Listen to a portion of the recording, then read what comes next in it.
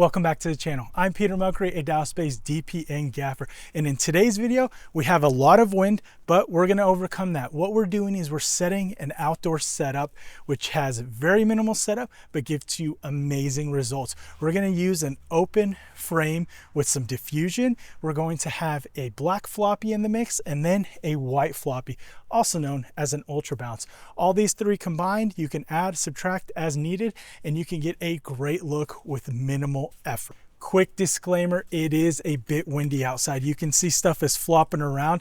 I highly recommend you avoid doing any type of setup like this outdoors when it is windy.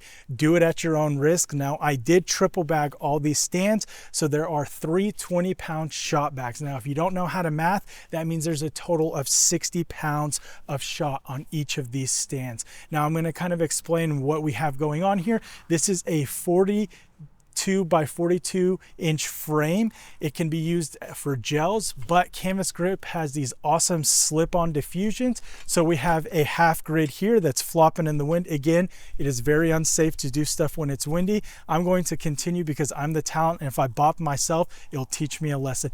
Then we have a 42 inch by 42 inch floppy, also from Canvas Grip, and then we have a 40 by 40 Matthews ultra bounce. Now, the reason I like going with these smaller frames versus the big 4 by 4 foot frames or 48 by 48 inch frames is they're a lot easier to travel with. Now you see there, that's a prime example of how dangerous it can get, and you don't want your talent to be underneath this, so do not do this in the wind. But back to what I was saying, you want to get these smaller ones if you have a sedan, an SUV. The 4 foot is just a bit too much sometimes and can be clunky, and I found that these smaller frames that are in the 40 by 40 range or 42 by 42 range are a lot easier to travel with. I even have them on my van because when you go into situations like you're inside of a home or an office, the smaller ones just end up working out a lot better, and I feel that you're not losing too much by using them. All right, let's get into our first setup. We do have a special stand-in today. It is my wife, Megan. I did have to bribe her with some Nerds clusters to get her to stand out in this cold weather. But let's get into our first setup. We have a half silent grid that just slips onto this frame here. It's from Canvas Grip. And then we have a black floppy over here. And then we have an ultra bounce floppy back here. So what I'm going to do is I'm going to show you how they're affecting the scene. So first off, I'm going to rotate this and show you what it does just by rotating it and changing the way the light is hitting. That is a real simple change. So I'm going to hold it here, and then I'm going to kind of flatten it out here, and then I'm going to kind of take it away, and it's now not really playing. And again, I'm going to flatten it to talent and then bring it all the way over here. So you can see how that's looking. And now I'm going to do similar with the negative and change how it is in the scene. So I'm going to rotate it this way, see if it affects anything. And then I'm going to rotate it this way, just out of frame, and see what it does. Now, something else we can also do is we could walk it in and out. So I'm going to walk this out. I'm not going to walk the stand out because it is just too heavy with all the sandbags on it. So we're right here, and then if I walk it back, you can see what we're getting as a result. And then I walk it back in, and you can slowly see how it changes. And then if we had the space to walk it in really close, you can see what it's doing to talent. And then walk it back to where it was. And now what I'm going to do is I'm going to take the ultra bounce off and bring it in closer here. And now it's right next to the floppy.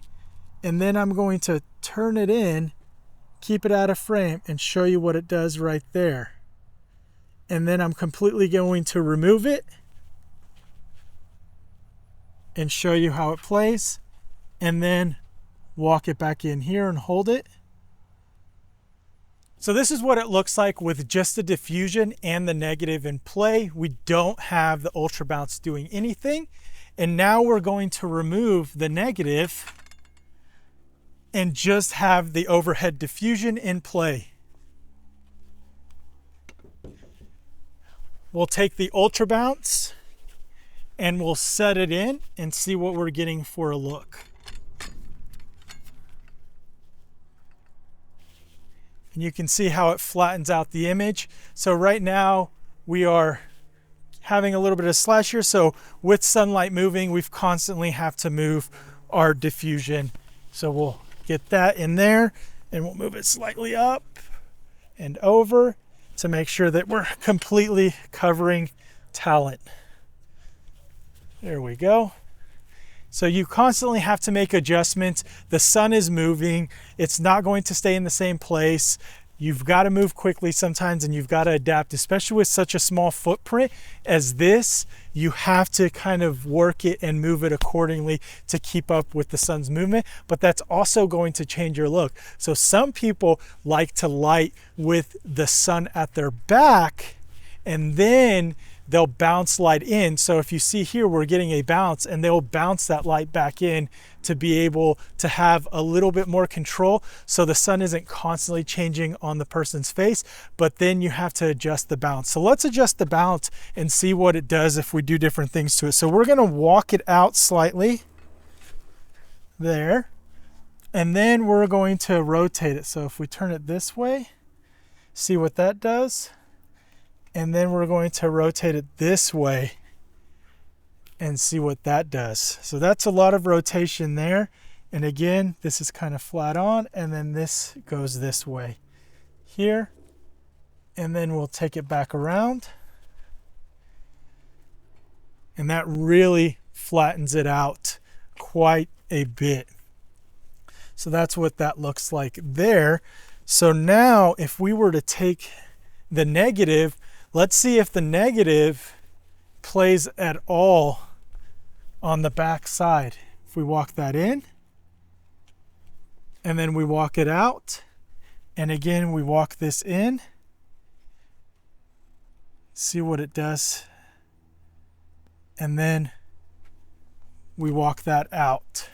This is what it looks like with the floppy overhead completely blocking the sunlight.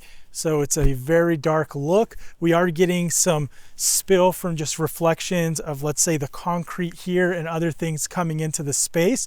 Let's see if we could introduce some bounce and see what that looks like.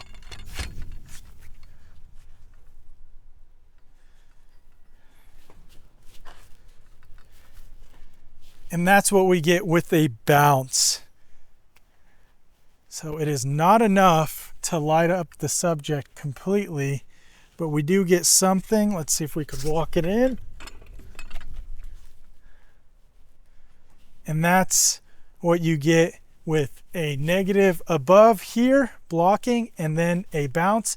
And now let's see what happens when we shift this negative and have full sunlight. You close your eyes.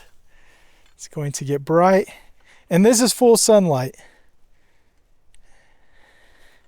And then that is what it looks like blocked off. So even though we're outdoors and we didn't bring lighting fixtures, this is a light source here. And if you bounce, it is also a light source. So we have the sun coming in through this diffusion, but the sun is such a big source that we're able to control it and use it in many different ways. So let's go ahead and take that ultra bounce and turn it around, and let's create a hair light, edge light right here. And let's see what that looks like. Let's just spin that around. And there it is. I want to know which look is your favorite down in the comments below. Just so you know, there's no right or wrong answers. It all comes down to personal preference. Now, what's really cool about this setup is it's quick, it's easy to set up outdoors and get this look, but you could take this same look into an office, a studio, a home. All you have to do is replace the natural sunlight with your own lighting, and you could shape the light in similar ways. Thank you so much to everyone that supports the channel. If you like content like this, YouTube says, like, click all these great videos that I've done before, like, subscribe, do all that nonsense. I don't know what they're talking about, but I want to say big thank you to all of you, and I'll see you on the next one.